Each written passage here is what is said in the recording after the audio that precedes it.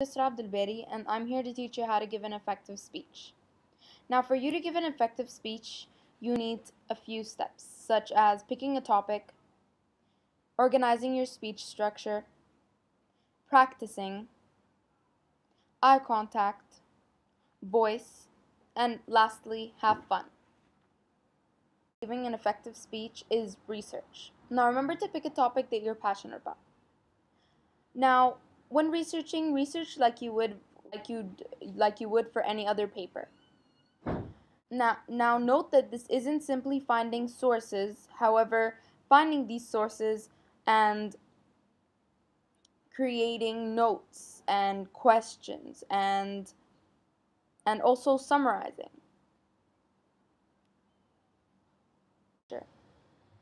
Now, organization is key to keep your audience oriented. And so, like with any other speech, start with an attention grabber introduction with a well-defined main point or thesis and make it concise. Then preview all ideas you're going to discuss. Then make smooth transitions between topics. Now I had a problem with that because the last time I gave a speech, my transitions were really bad because all I said was another thing is, and which really annoyed the audience and the teacher. And so what you could do to make smooth transitions is ask a question or maybe give a fact. Now, towards the end of your speech, make sure you review all main points. And finally, leave your audience with something to remember. In your speech, make sure that you practice.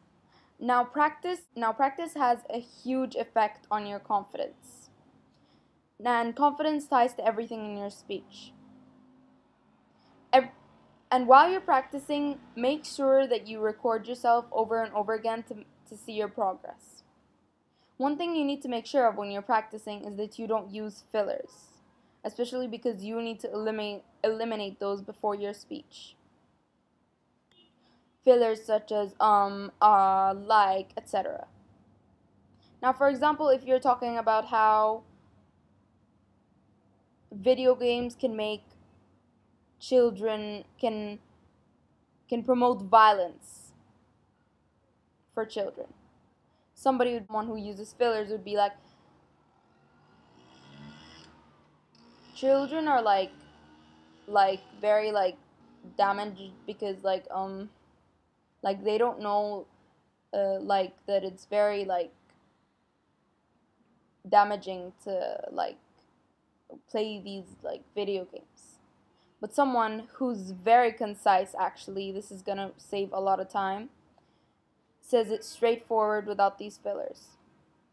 Video games can be damaging to children. Very straightforward. When somebody uses fillers, it wastes time and it really annoys the audience and the teacher.